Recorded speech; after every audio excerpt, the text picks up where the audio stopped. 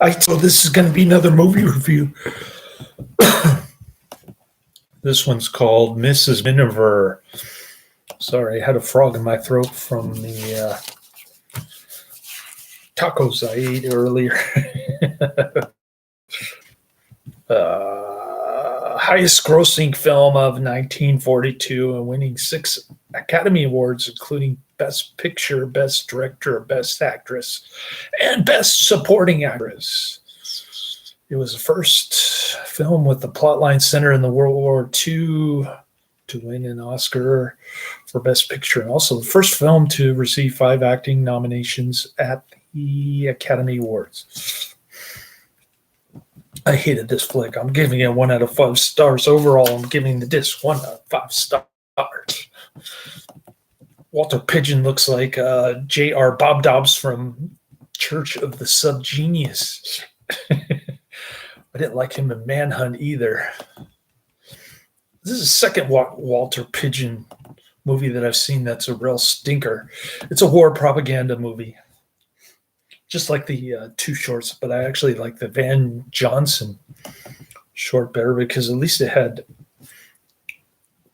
it showed a real explosion.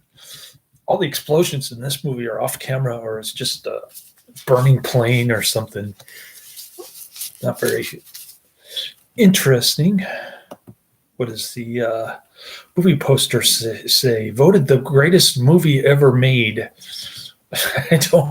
I don't think so in hindsight that poster is accurate, but in 2000 there's a sequel, the Miniver story, which I do not care to see. And in 2006 the film was ranked number 40. So it's not number 1 on the American Film Institute's list, celebrating the most inspirational films of all time. Sport the war kind of inspiration. In 2009, the film was selected for preservation in the United States Film Registry by the Library of Congress for being culturally, historically, or aesthetically significant. I don't know any of the actresses in this film. I just know Reginald Owen from Christmas Carol in 1938, 4 years prior. In addition, he was in another movie that I saw. He was in, I took my son to see it at the Castro Theater. Mary Poppins. He was in Mary Poppins, Reginald Owen. Anyways, it starts out right before World War II. The main actress, what's her name? Greer Walter, the actress who accepted the Academy Award on the bonus feature. Greer Walter, never heard of her. Actually, her name is Greer Garson. Where did I get Greer Walter? Oh, from the movie poster. It's actually Greer Garson. Kay Miniver, Mrs. Miniver. They live in her family. Her husband, Walter Pidgeon, and their 2 kids live in a comfortable life. She likes to go shopping for hats, and he likes to go shopping for cars. With a pipe in his mouth, he looks like Bob Dobbs from the J.R. Bob Dobbs, the greatest salesperson of all time, who was assassinated here in San Francisco in 1984. Anyways, they live in a fictional village outside London called Belham, and their house is called Starlings. The house has a large garden with a private landing stage on the River Thames, which is moored a motorboat belonging to Walter Pidgeon, a successful architect. They have 3 children, the youngsters Toby and Judy, and an older son, Vin, student at Oxford University. Now, Vin is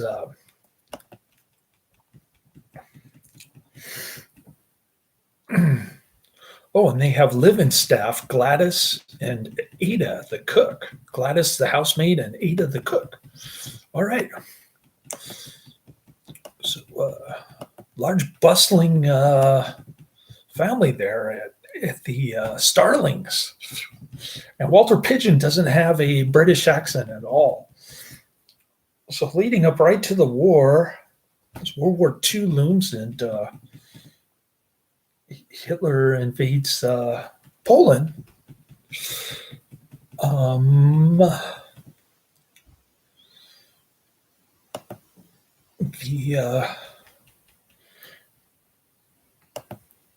Mrs. Miniver has a rose named after her by the Mr. Nobody who lives in town. She's got a secret admirer. This old man names his pet rose after her, and he enters it into the rose contest, which is always won by the old lady, the mean old lady in town. So her granddaughter comes over to visit the house, the Starlings, and she gets in a disagreement with Vin because he's all into class warfare, and she's more of a practical altruist. I don't know the difference, really. Anyways, they get into an argument, and then they reconcile. They want to get married. They end up getting married at the dinner table. Walter Pidgeon builds a pretty cool-looking bomb shelter at his house, and half of his house is gone, but he's kind of nonchalant about it. He doesn't really care. But then when Mrs. Minerva wins the rose contest, all of a sudden there's an air raid. You hear the sirens going. Everybody wants to run for cover. The old lady doesn't want Vin to marry her granddaughter because he's only 20 and she's only 18, but Mrs. Minerva convinces her to see in his house. She was only 16 when she got married, so she's kind of being like a hypocrite. So she says, "Oh, well, since we're family, why don't you serve me some tea?" All right. Anyways,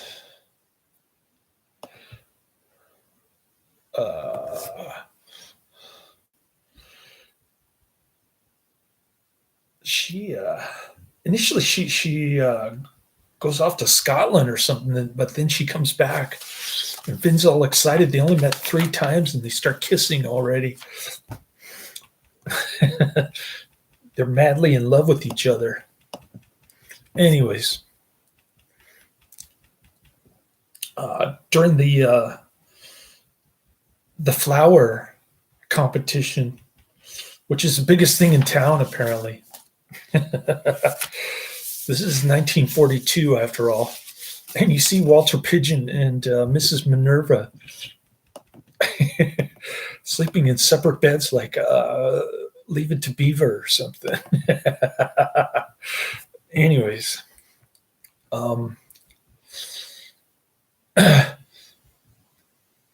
she starts reading Alice's Adventures in Wonderland while they're in the bomb shelter. The kids are like terrified of all these bombs going off. So Oh yeah, so they're at the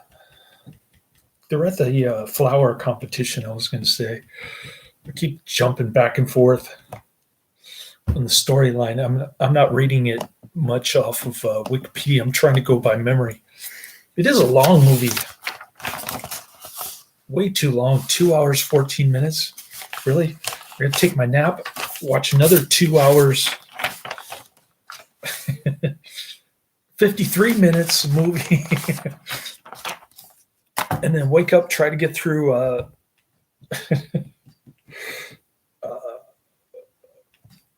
the Dick Tracy's G-Men, and then the Phantom of the Opera tomorrow.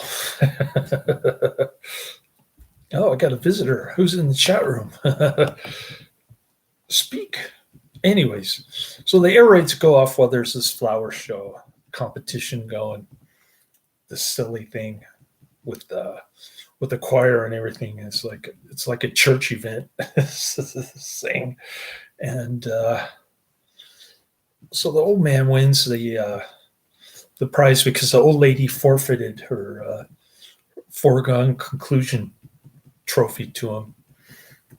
So he's beside himself. He's like, he doesn't know what's happening.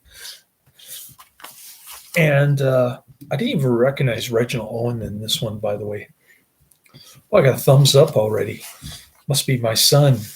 I thought my son was going to play with his friend and go to his half-sister's graduation. Anyways. How come my son doesn't say anything? Say something. All right. So the air raid happens. Mrs. Minerva drives her daughter-in-law to her son's Air Force base. He decided to volunteer for the Air Force to help out with the war. Walter Pidgeon's volunteered his motorboat to rescue some soldiers or something. Not sure what happened with that, but he came back safe. I thought he was going to die. I thought Finn was going to die. There's a little plot twist ending. I don't want to spoil it, but let's just say the sermon at the end is like listening to these crazy priests on Veterans Day here in the United States. Anyways, not a good flick. I don't care for war propaganda movies too much, but occasionally I'll give one 5 out of 5 stars. Like I can't think of any off the top of my head.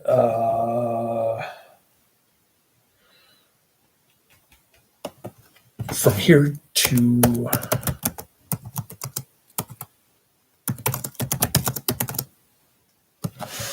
maybe From Here to Eternity with Burt Lancaster.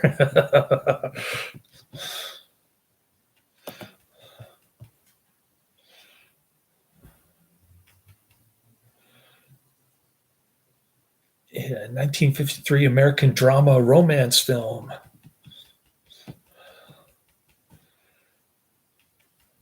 Stationed in Hawaii, months leading to the attack on Pearl Harbor.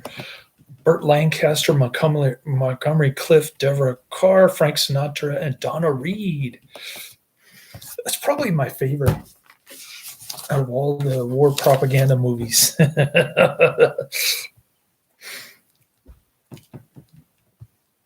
Anyways, not a good flick. I'm not looking forward to the next movie, but I'm going to take a nap and try to get through it before I take my final nap, wake up early, and get through the beginning of my list. All right, that's the end of my review. Laters. This is a real stinker.